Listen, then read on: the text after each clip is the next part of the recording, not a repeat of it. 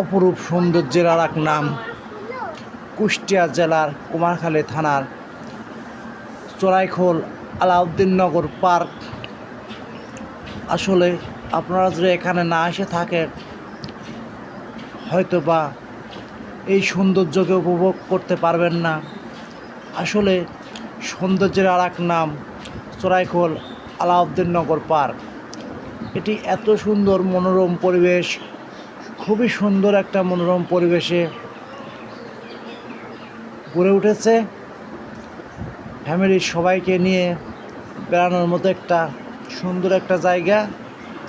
আপনারা যদি এই সৌন্দর্যকে উপভোগ করতে চান তাহলে অবশ্যই আসতে হবে চড়াইখোল আলাউদ্দিননগর পার্ক।